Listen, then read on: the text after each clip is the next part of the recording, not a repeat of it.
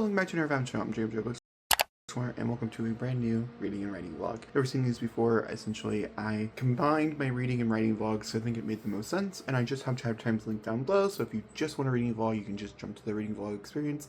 Just want a writing vlog, you can just jump to the writing vlog experience. So being so, let's go ahead and jump into a Jacob on a different day, telling you a little bit about the books I've written in case you want to buy any of them. For the course of the last half of last year, I wrote and released a trilogy called Gunshot Residue, starting with Gunshot Residue, leading to its sequel P49, leading to its conclusion Mr. and Mr. St. James. And so I'm releasing it as one. This is it. This is Gunshot Residue, the complete edition. I'm gonna read you the new blurb. It's How Far Are the Bounds of Love? Alex St. James lived a perfectly normal life. That was until he learned of his husband's secret. Marcus St. James had always lived two different lives, and now both are coming crashing into one another. As more secrets come to light and the choices neither can take back, will Alex and DeMarcus be able to survive the fallout? How many times can one person be wrong before they can't forgive, let alone forget? Gunshot Residue is a bind-up of 3 novellas, Gunshot Residue, P49, and Mr. St. James. It's a romantic suspense trilogy. Contains content best suited to readers. It doesn't really tell you what the secret is, however you do know that there is a secret. Marcus is a spy. That is like the biggest thing. The whole point of the series, why I couldn't tell you about it,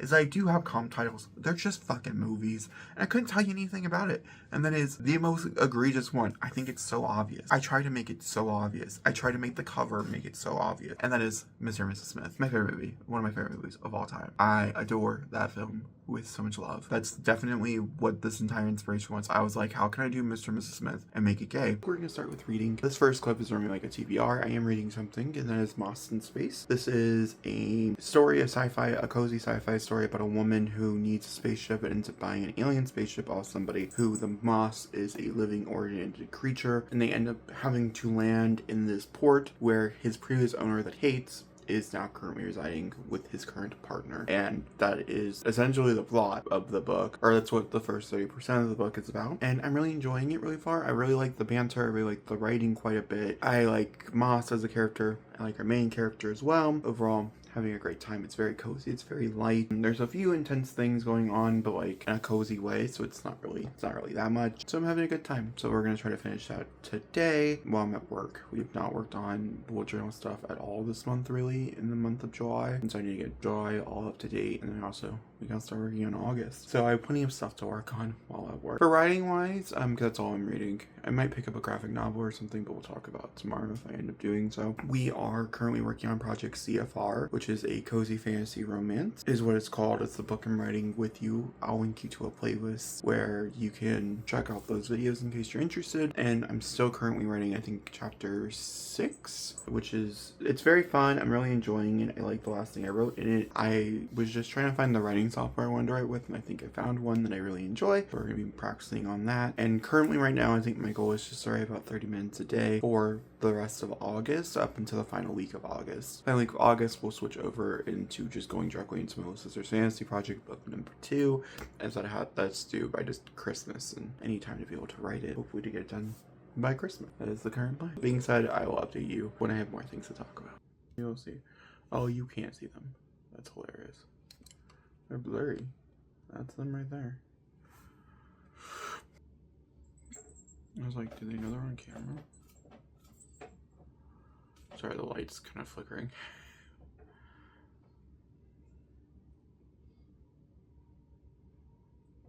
I'm gonna get really shocked when I edit this.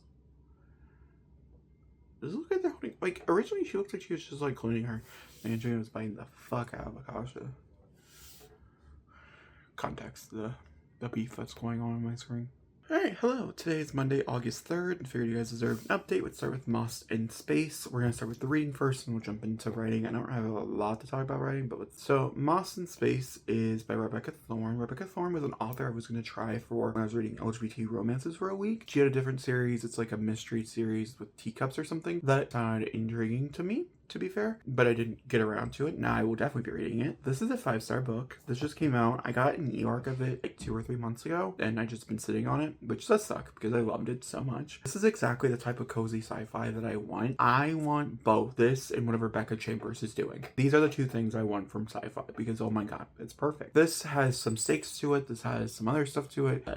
The main character is a lesbian, which is also beautiful, and I love Moss as well. So it follows a girl who is trying to save save her sister who's dying on this planet that they live on, and they have to move to a different planet, but you have to go for citizenship. She also needs a place to get off the planet, so she ends up buying this alien spaceship that is covered in moss. It ends up being that the moss, and this is very like early, so no spoilers, the moss is real. It is a sentient being, and it is keeping this planet, it's keeping everything alive, essentially. It can hack things with the moss. It's really cool. It's really fucking cool. Do I really understand it? No. But did I care? No. And so they end up going off into space because she's trying to, like I said, save her sister. They end up being trapped in this area where they end up meeting the previous owner that Moss has a very big vendetta against. And that was really good. And then the story just takes off from there, and I really liked it. It does end on a cliffhanger. However, this was announced in a 3-book deal, so we're getting all 3, which I do love. I'm so super excited. Based on the way I have seen her other stuff get released, it seems like maybe she's a self-published author that became pretty famous. I'm not really sure, don't hold me on that. It does seem like it takes a little bit of time, so I'm expecting like a year or 2 before we get the sequel, but I will be there. This was a 5-star read. It was such a good book. I'm actually really excited because like when the sequel comes out, I get to reread it. That's very exciting. Then I read Luca and the Dragon Volume 1. This is about Luca. Her actual name is like Lucinda or something or those lines. Pretty long. And she is going to become a dragon vet in this world. Dragons are more like pets than animals, like as like livestock, and also like carriages and that type of stuff. They're used, but they're also very beloved. They're not feared by the people. And her dad was a vet, but her dad was someone who got under a lot of hate fire and ended up being like really taken down by the crown. And so we're dealing with some politics stuff going on in here as well as she is becoming this vet. There are some pretty gross moments as well, as she is a vet and she's a newcomer, so they're having to do very scout-like jobs. So yeah, but I did give it a 4. I would recommend it. On the opposite side of this, we have Dragon Circus Volume 0. This is set in a world where we have dragons that are kind of like kaiju-like creatures, which I guess a dragon is kind of like a kaiju, but you understand. I hope that makes sense. They're bigger than like a normal dragon, I would say. So they're like kaiju-like characters. Like if you're watching House Dragon, just think of like all of them as Vagar. Not as fat though, to be fair, more long. So like Ceraxis and Vagar combined. That's kind of what these dragons look like. And also in this world, we have other creatures. We have vampires, we have fairies, we have everything else you can think of. And we have a bunch of technology. It's really mixing both science fiction and fantasy. I just didn't care for it. I gave it a 3. It's fine. Like, if that sounds right up your alley, sure. This is number 0 because it is a prologue, but it is technically book 1. I have not read volume 1, which I guess has also since come out, so I have no idea how that story continues. And then lastly, we have Fatal Glitch Camp 0. This is by Aaron and Charlotte Kelly and Elliot Schaefer. I picked this up because Elliot Schaefer. I don't really know how much Elliot Schaefer had in hand writing this. This was told that it is a horror thriller that is Black Mirror meets Goosebumps, which I felt like was a pretty high-end concept for a middle grade novel, so I was a little interested. And I wouldn't say my interest was like great. The problem here is, and I won't really tell you anything about the plot because it's so short and it's a kid's book. For parents, it is pretty horror. There's some pretty interesting stuff happening, and the fact that the main character is so nonchalant about the whole thing is also really interesting. I fucking hated this main character, which I feel really wrong saying she's like 10, and that seems really rude, and like people can grow. And there's like a little bit of growth here, but not enough for me to want to continue onwards. I gave this a 2, which seems just really rude. Like typically when I read middle grade, I either don't rate them because it's not my audience, it's not written for me. I was just wanting to see what this was. Or, okay, I will rate it highly if I really liked it and would recommend it. I've rated other middle grade low. Normally it's based on a series that I've already read that it's like a spin-off of, or something like Buffy has several middle grades that that are atrocious that I've read, that I've rated. You know, it has to like really piss me off. And I guess you could maybe say this did, I don't know. And I picked up Dear Debbie. I needed something kind of short. I was working in my bullet journal. I just wanted to find something a little shorter, and so this reading McFadden fell into my lap, and I was like, sure. Dear Debbie follows a girl named Debbie. She has an advice column called Dear Debbie, which is why it's called that. And we are going through the worst period of her life. And I do think she might be a serial killer or something along those lines. And so I'm really curious to see where it's going to go. I don't really like the writing very much, but I didn't really like the writing for The Housemaid either, so that's not really that shocking. And I do think I would have probably read it in one sitting. So has that going for it as well. Very easy to read. Very not shocking. I am a little annoyed. There are 3 POVs in here, and one of them is the husband's, and it just seems so wasteful. Like, I'm like, why am I spending so much time on this? Like, why are we doing this? Also, especially because it's more like I think it'd be more interesting if they both had different storylines going on. But literally, we would go from one chapter with Debbie going through something, and something would happen, and then the next chapter would be her husband going through the exact same thing with the exact same results. And it's just like they're both like, oh my god, my husband's gonna be so mad, or my wife is gonna be so mad, type of thing. However, Julia Whalen is narrating Debbie's POV, and you definitely know it gets it gets a little bit upwards. Like, I'm like, oh, the writing's not bad here, but it's also because Julia Whalen's reading it to me. So yeah, I have to take that as it is. Being said, that's all the reading I've done. Writing wise, none. I've done none. I've kind of thought about the story a little bit, not really, and I've been mostly thinking about other stories, but yeah, writing and me are not best friends right now. Hopefully that will change. I don't really know. Okay. Today is Tuesday, August 4th, and I figured you guys deserved a bit of a check-in update, so that's what we're going to be doing. I finished Dear Debbie last night. I kind of felt like a really big reading kick. It was like kind of crazy. And so I did finish Dear Debbie. Dear Debbie follows, like I said, it's a columnist type of thing, and honestly, everything that I explained is basically all I can explain. This is a very simple book and a very simple story that does have some part of a zinger in it, so I'll say, and I'm giving it a 3.5. If you like Freida McFadden, I guess read it. You're going to read it anyways. I don't know why I'm saying that. If you're indifferent about Freida McFadden, this is not going to change your world. This is not like a very amazing, intuitive, like phenomenal thriller. Honestly, it's not even that great of a thriller. I would say it's pretty mediocre, and it's very much a domestic thriller as well. I feel like they weren't going to go down every single domestic route, but they really did try to hit all the check marks on the way down. So that's interesting. It was interesting. Also, can someone tell me, and I don't really want to say what it's about, but there's a certain theme in here that I've now read 2 of her books, and they both have the same theme. Is this just a common thing for Freida McFadden? Let me know in the comments down below. I'd love to know. Then I picked up The Equestrian. The Equestrian is a short story written by these 2 guys, and I picked it up because Julia Whalen narrated the audiobook. The audiobook's like maybe 40 minutes long, maybe an hour, and it just follows this woman as she's recounting the events of a massacre that happened on her farm that she was a part of. That's all I can really say about it. I loved it. I gave it a 4.5. I just wish it was longer. It wasn't a 5. I know some people are like, you can't really rate something wrong. Yeah, I can, because like, one, if this is a single story inside this world and there's nothing else, and yet you alluded to so many other things, I'd rate you lower. It would be lower because there's like so much promise that is not like fulfilled. But if this is like book 1, I could not find it anywhere. I could not. I tried so hard. And then lastly, I picked up Victorian Psycho. I'm 30% into this. I'll probably try finishing it today, I'm not gonna lie. Victorian Psycho follows a governess who comes to look over these children, 1800s, and she's a little psychotic, it seems. Now, this is not her first position. In previous positions, other children got missing and stuff. I'm just curious to see how brutal it gets. It has this very twinge of brutality to it, but it's very British. So, like, to me, it's not really that brutal. So I'm curious to see, like, how gross are we gonna go? What all is she gonna do? Because I definitely know, based on the trailer, because this is being turned into a movie with Nanowrimo, which does have a trailer come out. The movie comes out in, like, a month or 2. I will be doing novels versus on it. Just because I am reading the book. Might as well make content out of it. And was a little shook. That's all I got by the trailer, and I was curious to see how far we're gonna go. And the book can go so much further than a movie can go. And yeah.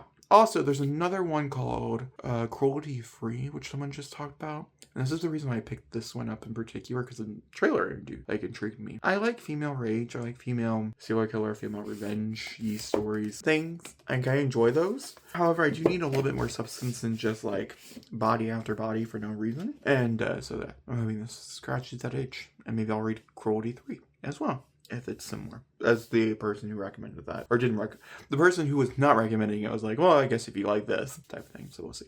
I think that's all the reading. I read 3 things since the last time we talked, so let's go ahead and jump into those. Starting with Victorian Psycho. This is about a governess who comes to work for a family, and she is a little bit deranged in the head. Victorian Psycho, I think, definitely lives up to its hype. I read it because the movie's coming out, and I didn't realize it was a book. Then I was watching a Books and Law video, and she was talking about Cruelty Free, which was a book I almost got an arc of. I almost went in for an arc of, and I was like, I don't know. Doesn't really sound like it's my cup of tea. I'm more interested in it now because I read Victorian Psycho. I didn't really care for Victorian Psycho. I'm giving it a 3.25, which I think is pretty fair. I didn't really know how to rate this. Books like this is like when you read an extreme horror novel from the character of the person doing the acts of crimes. I think there is a point to it. However, I don't think that everybody understands what that point is. And sometimes I would even say the author doesn't understand the point of this. I think there are some interesting things that are said here. I think there's some interesting things that are done here.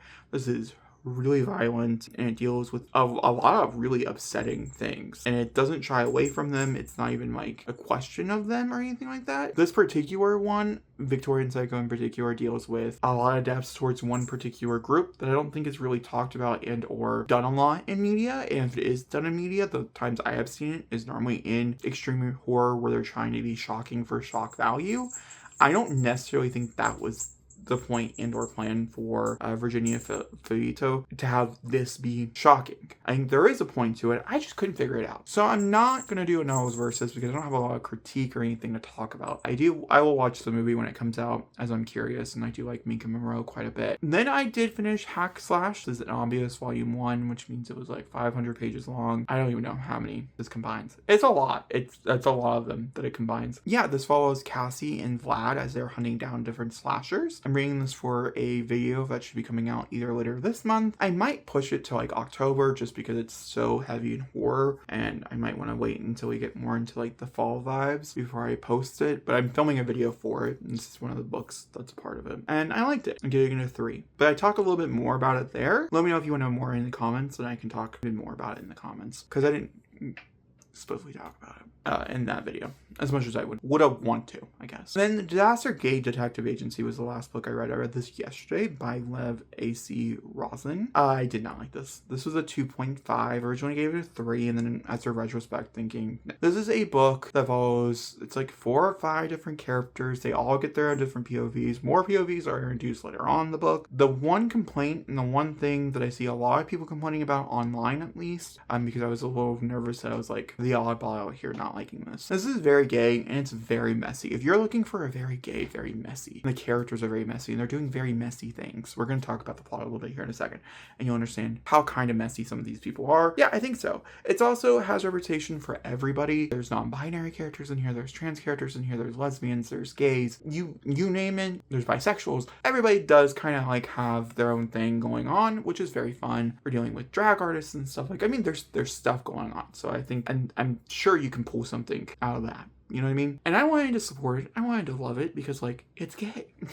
And also, like, the, gay detective agency sounds so fun. I just wish it was funner. A lot of people found this to be quite funny and hysterical. I did not. This is the same problem I had with, like, Finley Donovan, where it was like, oh, this is a cozy mystery because it's so funny. I don't find that shit funny. I found it so stressful. I find this so stressful. Yeah, I mean, it gets absurd by the end to the point where it's funny because you're like, whatever, but by the time it gets absurd, okay, I feel like if you're writing an absurd novel, it should just be absurd the whole time. I like it better. By the time it gets like super fucking stupid in like a good way, I'm over it. I kind of checked out and I'm like, I don't care anymore. And this isn't winning me back. Honestly, it's kind of deterring me more. In my opinion, if you're dealing with multiple POVs and all these POVs are running around the same circle and they're having the same exact scenes, for me personally, and I found this, a lot of reviewers have the same exact complaint, which is the only reason I'm talking about, but I think it's important in case you want to read this. This author has decided that there's a few very pivotal moments where the group of characters are together and there's like 1 or 2 things that are revealed, okay? That's all I'll say. And the character, we get to see the reveal from every perspective at the same moment. We'll have a little bit of a reveal, a little bit after the reveal, the reaction, the whole 9 yards. And then we'll jump backwards in time, have that same reveal happen again, and we'll do it 5 or 6 times. And this happens like 2 or 3 times throughout the book. Oh, it was so frustrating. In my opinion, if you're doing something like this and you have multiple characters, and I'm going to use a dinner table for this example, and let's say you're writing contemporary and this is the pivotal moment, this is the 3rd act, and you know all these characters are going to have POVs. In my opinion, for the dinner table sequence, the entire sequence needs to be planned out ahead of time for obvious reasons, but also for you to pick out the important moments for each character. Each character should have 1 or 2 moments that are very directly subjected to them that could also affect other people, but you think will have more resonance with that person. So when you get to their POV and you're excited for that reveal, it hits harder, but also the momentum doesn't stop. That's the key part, because they have a reveal and it still hits just as good. Then you move on to the next character who might not have a big reveal or anything like that, but they will be able to move the plot along, which is by far the main point of this conversation, is that the problem here is that the plot did not move forward. That is the issue at hand. And I do think I could have forgave this a little bit more if we would have had more ground. Because anytime we had momentum, we would go into this like a little thing and then it would just like stall and then we couldn't pick it back up. The story itself Now that I've talked about the book itself, what's the book about? And the book is about this group of friends who are pretty messy, like I said, and one of them ends up meeting someone for a one-night stand at their job, really likes him, falls in love very quickly, and they exchange numbers, and then he realizes that this guy is not messaging back, and so him and his friend track him down in a way I won't explain how, because it's part of the mystery. And when they get there, he's having this exchange with this other person, and the other person gets, and now we're trying to solve why. That's the point. And that, my friend, is the update. Okay, and then lastly, I have started Taste Like Candy by Jessica Lacey. I've read the prologue, which I love. Not fully sure how I'm enjoying the actual book. It's a totally different vibe, so I'll get back to you. Yeah, I went into this very blind, so I'm not really sure. But the prologue, I really like. The first, 40 pages, very fun. Also, it does hint at where we could be going, and I'm always looking for another fun Clowns in a Cornfield popcorn flasher, and I couldn't satisfy that urge. On writing wise, I wrote on Project Sarah yesterday. I also wrote on a romance project that's kind of budding. I haven't really committed to anything yet, but mostly Agent 32. I wrote 1,200, 1,300 words in that story, and I'll plan on writing more today when I'm back at work. Also, I think I might work on the romance project a little bit because I went and saw a movie today, one night only, and I played with some things that I'm excited about, so I might just add some elements and then jump out, We'll see how it goes. That's my update. I have two things to update you on.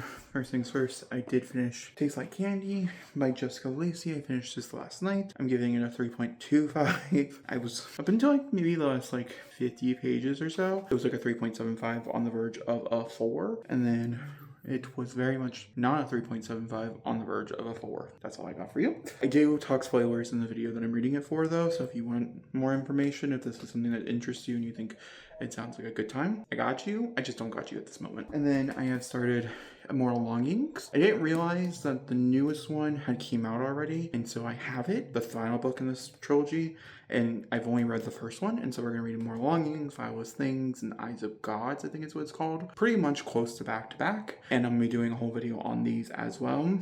This is a Cleopatra retelling, if I'm not mistaken, and essentially it follows inspired by Anthony and Cleopatra by Shakespeare is what it is. And it follows our main characters of Kala. Then we're also following, we have Anton, but it's not who and then we're Kala and Anton is who we're following.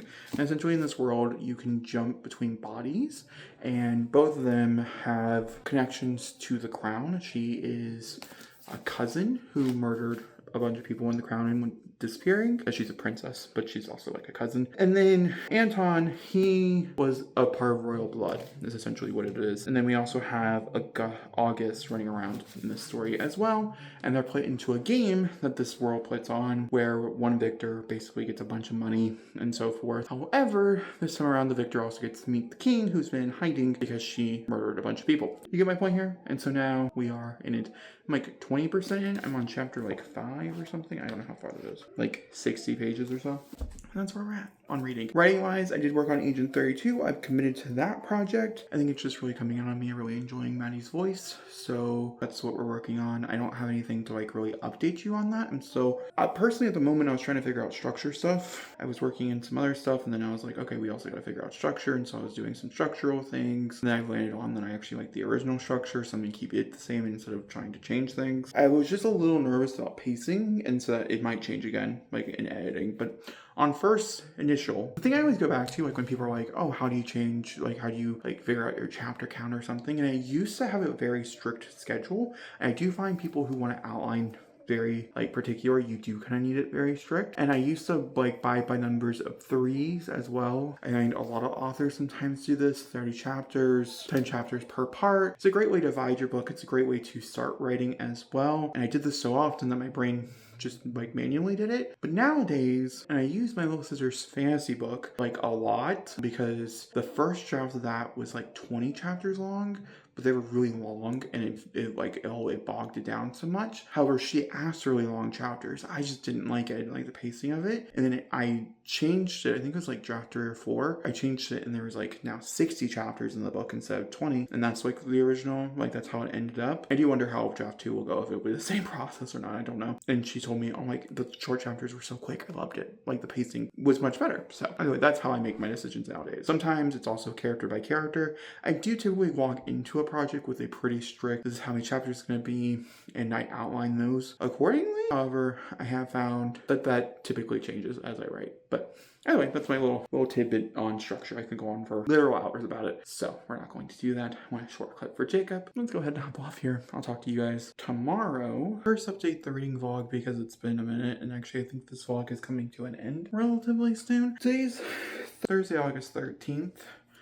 I have been going back and forth on between writing and reading, and so reading's kind of slowed down a little bit, but I did finish More Longings by Chloe Gong. I'm getting this a 4.8.5. I actually liked it much more on reread. I'm a little nervous, and I can understand why I didn't like jump into Violet's things like when it came out. I think I read this before the sequel was even out, or maybe it was like the year the sequel was coming out. I don't remember. But either way, I can understand why I didn't like immediately pick up the sequel. I'm excited to read the rest of the series. It's just going to go into a different route. I'll talk about it in my spoilerly vlog for it, but definitely still really enjoyed it, and it was a 4.5. You know how it works here. If you get a 4 or higher, I will read your series. Technically, if it's like a really long series, I'll read the next few and they continue to get really high ratings. I'll continue as I go. We are reading this. I actually have currently in my repertoire or whatever, I have 2 series. So I have Immortal Longings, and then also I'm reading Practical Magic, the series Practical Magic, because the new one comes out in September, but it's not till the end of September. And I have all these books. It won't be as good as a novel versus comparison, I don't think, for that second movie. This is what it is. The book we're picking up is Burn the Negative, which is a thriller slash slasher mystery. I'm not really sure. I'm only like 2 pages into it. I'll let you know when I go a little bit deeper. However, they do have like these little things throughout the entire thing, and I do love when a book has another book. So I'll bring it with me tomorrow and see how it goes. I don't have high hopes for this. I'm pretty sure this is like either a movie that's haunted or something along those lines. So I don't have like really high hopes. It is one of Stephen Graham Jones's favorite books, favorite slashers. So I will read it. He does not have any type of thing on the back, which is weird because like he did have for the other one. I have no idea, but I'll let you know. Writing wise, I am working on Agent 32. It's going well. We're still working in the first chapter. However, these chapters are like 6,000 words long. So in reality, it's not like I haven't made progress. I have. I think overall I probably have written like 1,400 words or something, which I feel really good about. So I can't complain. I'm liking where we're at. My brain was trying to figure out something for next year. It has nothing to do with this project whatsoever. And so I did work on a random romance idea that I'm excited to like kind of deep dive. I actually tempted not even to like really outline this thing. I just have a journalistic idea. I have a journalistic idea how long each chapter needs to be based on my goals for the book. Yeah, I don't have any plans on starting working on that like immediately or anything. I think that's the project I'm working on after I finish my little sister's fantasy book. So time to gravitate, and if I have any other thoughts, I'll write down my thoughts. But like I said, I don't think I'm gonna have some in-depth ideas.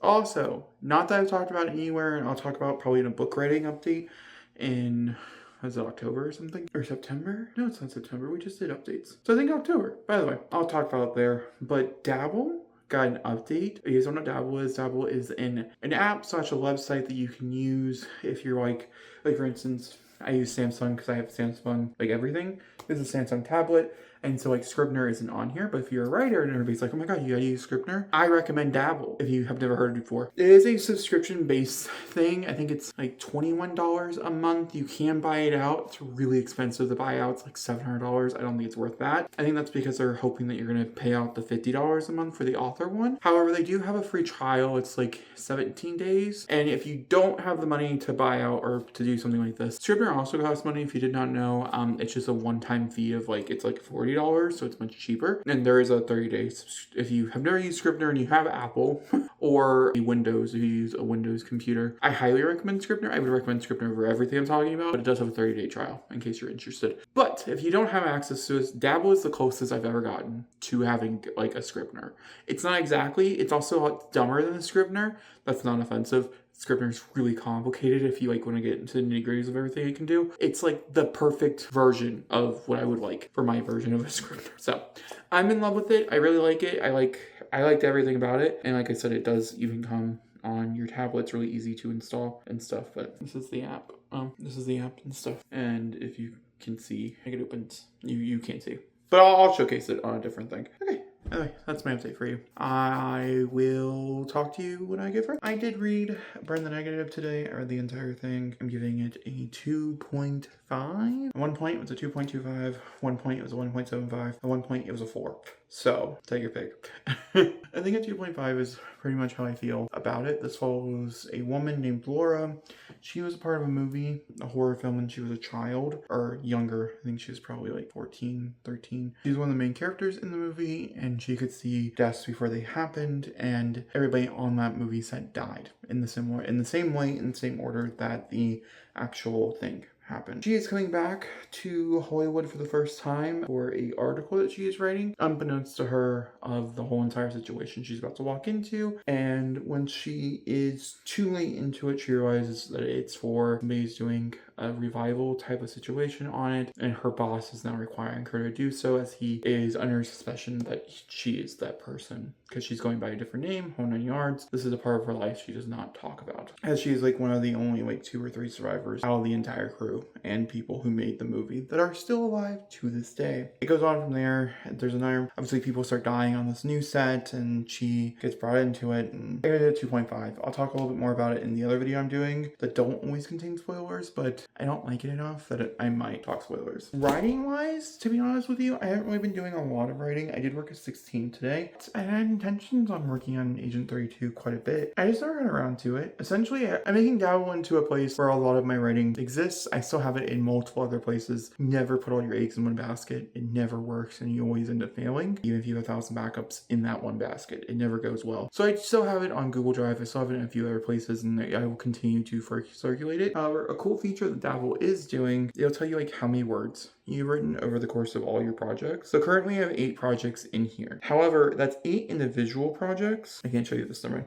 There's like 6 projects in this one. However, like if I go to JD Williams, which is my pen name, which I don't care if you know that, it's technically 3 projects because I have all Project Sarah combined into one project, but I'm using it as like a series thing, and so it's technically more than that, if that makes any sense. Or like for instance, River, her fantasy books that I'm writing her, they're all in the same project called Dragnoia. However, I have both books in there. It combines all the words that you've written over the course of all of your projects. I think this does include notes, so not just like words for projects themselves. But currently on Dabble, I've written over 1 million words, which I thought was pretty cool. And it's just going to climb a little higher. I'm not even through with adding other stories. I just want to make sure I have a place where if I want to dabble into something, I can dabble into it. You get my point. Anyway, that's it for the day. I'll update you tomorrow. Today was not as successful as I was hoping. I read that much of my book. I'm not liking it, so I kept putting it down. So that's fun. That's fun. I'll talk all about it in my spoiler review. I hope I can do it justice. Who knows? I wouldn't expect a lot from me from this series. Ugh, it is what it is. I did see End of Oak Street. Just saw that. It was quite good. I gave it a 4 out of 5. But I don't really talk movies. Should I mention the movies I watch? I have nothing to talk to you about writing. I read quite a bit of Elizabeth Snow, which I've not talked about on this channel in such a long time.